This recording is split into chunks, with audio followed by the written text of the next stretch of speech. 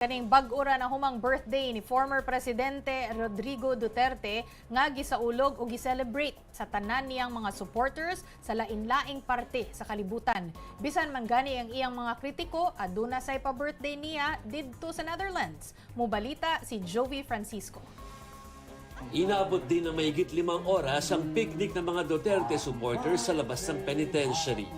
Pagtitipon-tipon nila ito para sa ika-80 kaarawan ni dating Pangulong Rodrigo Duterte. Nagpakita roon sina Harry Roque, ang mag-inang Honilet Avancenia at Kitty Duterte, si Senador Robin Hood Padilla at si Vice President Sara Duterte na inihayag ang bilin ng ama sa lahat ng supporters na huwag pag-usapan ang kanyang kaso sa ICC, lalo ang prosesong gumugulong dahil dito. Pero sa ambush interview ng media, hindi na iwasan ni VP na talakayin ito. Yes, but you have to prove that there were 30,000 victims.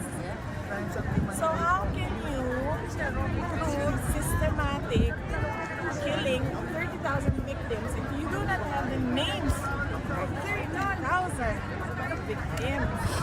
War on drugs killing thousands, and yet we have 181 pieces of evidence. We don't even have 43 counts of murder, not even 50.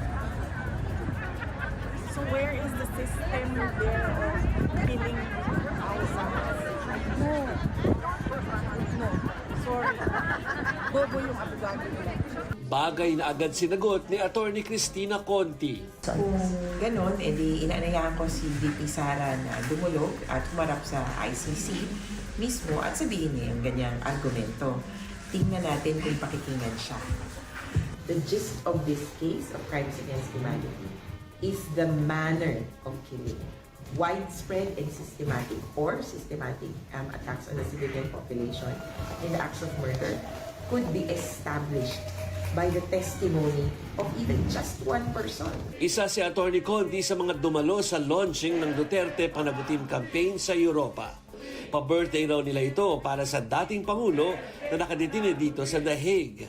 Pero imbis na birthday candles, nagsindi sila ng mga kandila para sa mga naging biktima ng madugong war on drugs. Dumalo rin ang isang kaanak ng mga biktima ng EJK. Sila na nga raw ang namatayan, sila pa ngayon ang binabash.